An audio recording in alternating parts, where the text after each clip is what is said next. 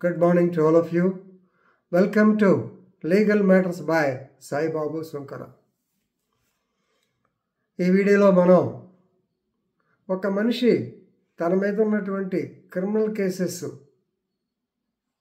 Register అయినాయి, పెండింగ్లో ఉన్నాయి, కొట్టేసినాయి, శిక్ష పడినాయి, ఈ నాలుగిటిని కంపల్సరీగా ఎలక్షన్లో నామినేషన్ ఫారంలో ఇన్ఫామ్ చేయాలి, లేకుంటే అతని ఎలక్షన్ ఇన్వాలిడ్ అవుతుంది అనేటువంటి దాని గురించి మనం తెలుసుకున్నాం.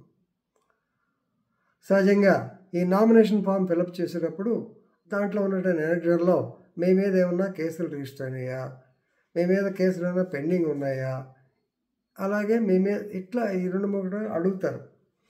ఈ అడిగిన సందర్భంలో సహజంగా మనం ఏంటంటే కొట్టేసిన కేసులు మెన్షన్ చేయక్కర్లేదనే అభిప్రాయాలు ఉంటాం. ఇది అడ్వకేట్స్ కూడా వర్తిస్తుంది. ఎన్రోల్మెంట్ ప్రాసెస్ అప్పుడు కూడా మీకు చెప్పడం జరుగుతుంది. ఎన్రోల్మెంట్ ప్రాసెస్ అప్పుడు కూడా మీ మీద ఏమైనా క్రిమినల్ కేసులు ఉంటే కొట్టేసినా కానీ మా కేసు ఉండేది, ఇది కొట్టేశారు, ఇది విత్డ్రా అయింది, ఇది డిశ్చార్జ్ అయింది, ఇది ఎక్విట్ అయింది అనేటువంటిది, కాంపౌండ్ అయింది అంటే రాజీ పడ్డాం అనేటువంటిది క్లియర్గా ఇన్ఫామ్ చేయాలి. దీనిలో ముఖ్యంగా గుర్తుపెట్టి ఈ కేసులో ఒకసారి చూసిన తర్వాత మనం జస్టిస్ సురేష్ గోవిందరాజ్, కర్ణాటక హైకోర్టు అండి, in the case of Mudiyappa versus Basavaraj alias Basappa and others 2023, writ petition number 107921 by 2023, dated 16/1/2024. నిన్నే చెప్పారు జడ్జిమెంట్. సో ఇక్కడ the court held that what is the purpose? మీ మీద కేసులను ఎందుకు అడుగుతారు? పబ్లిక్ డొమైన్లో మిమ్మల్ని ఎన్నుకోలేకపోయేటువంటి ప్రజలకి మీ యొక్క నేచర్ తెలియాలి, వెదర్ యు ఆర్ క్రిమినల్ నేచరా అనేటువంటి తెలియాలి. కాబట్టి ఎందుకు అడుగుతారంటే మీ మీద అసలు కేసులు ఏమైనా ఉన్నాయా, కేసులు ఉంటే కొట్టేశారా, ఏమన్నా కేసులు పెట్టారా, అన్యాయంగా పెట్టారా, ఈ ఉదాహరిస్తే చాలు. ఉన్నాయా లేవా తర్వాత, డిస్పోజ్ అయ్యేలేవా తర్వాత, ముందు కనీసం ఉన్నాయి చెప్పాలి. సహజంగా మనమంతా ఏ భావనలో ఉంటామంటే కేసు ఎలక్షన్ టైంకి వచ్చినప్పటికే కేసు కొట్టేయించుకుని, కేసు కొట్టేస్తే లేనట్టేగా, ఫ్రీ కదా, అందుకని అది చెప్పకుండా అది తప్పు అనేటువంటి దాని మీద ఈ కేసుల డిస్క్లోజ్ చేయడం జరిగింది. సో ముడియప్ప అనే ఆయన బేవూర్ గ్రామ పంచాయతీకి సర్పంచ్గా పోటీ చేశారు. ఈయనకి ఎదురుగా బసవరాజ్ అనే ఆయన కూడా నామినేషన్ వేశాం. ఇద్దరు వేసినప్పుడు ముడియప్ప మీద గతంలో ఏదో కేసు ఉంటే అది ఆయన రాజీ పడిపోయాడు, కేసులు ఏమీ లేవని చెప్పాడు. ఓకే, ఎలక్షన్ దాకా వెళ్ళిపోయింది. తీరా అదర్ సైడ్ బసవరాజు ఛాలెంజ్ చేశాడు, కరెక్ట్ కాదు, ఇతని మీద కేసులు ఉన్నాయి, అదర్ సైడ్ మేనేజ్ చేసుకున్నాడు, అది రాసిన తర్వాత ఈ మధ్యకాలంలో ఒక వీడియో కూడా చేశాడు. ఒక లాయర్ గారు 14 కేసులు పెండింగ్ ఉంటే ఏమీ లేదని రాశాడు, చివరికి బయటపడినాక అతని యొక్క ప్రాక్టీస్ ఆపేయటం జరిగింది. ఇట్లా జరుగుతూ ఉంటుంది. సో తీరా చూస్తే ఇదేంటో చిన్న పాయింట్, ట్రికిష్ పాయింట్ ఏంటంటే ఇతని మీద కేసులు ఉన్నమాట వాస్తవం, కానీ కొట్టేసిన మాట వాస్తవం.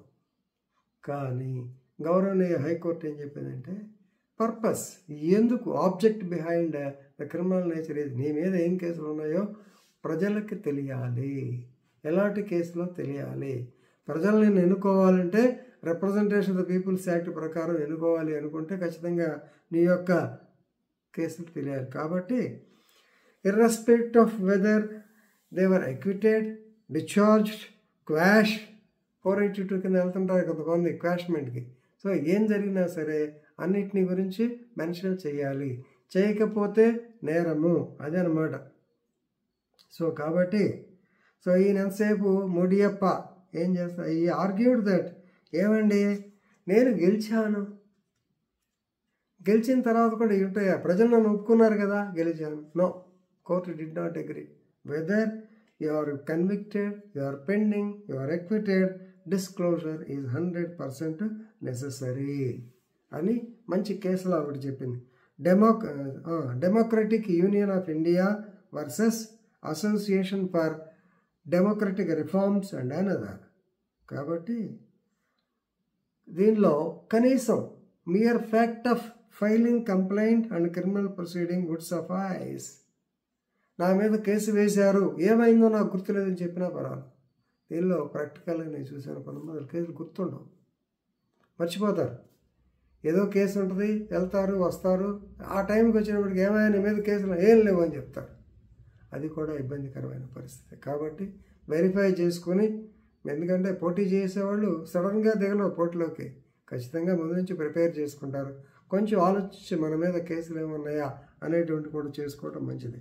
ఎందుకంటే the election, the concept of election, the concept of the biodata of the person is, please remember, ఈ should be accepted in a wider sense, not narrower sense. ఇతని మీద ఏంటి, నా మీద కేసులు కొట్టేశారు కదా అని కాదు. నీ పరిస్థితి ఏమిటి, నీ క్యారెక్టర్ ఏంటి, నీ కాండక్ట్ ఏంటి, గతంలో నీ మీద ఎన్ని కేసులు ఉన్నాయి, ఇది జనానికి తెలియాలి. కాబట్టి నీ యొక్క ప్రీవియస్ కేసులు కావాలి అని చెప్పి అన్నారు. కాబట్టి ఖచ్చితంగా కొట్టివేసిన కేసులు, తీసివేసిన కేసులు కూడా కంపల్సరీగా మీరు ఉదహరించాలి, లేకపోతే ఇదే ప్రాబ్లం వస్తుంది. అలాగే ఎన్రోల్మెంట్లో కూడా ఇదే పరిస్థితి, నామినేషన్ అప్పుడు ఇదే పరిస్థితి. కాబట్టి ప్రతి విషయంలోనూ ఫెయిర్గా, ఫ్రాంక్గా డిస్క్లోజ్ చేస్తే ఏ బాధ ఉండదు. Okay, so with this I'm concluding. Thank you very much.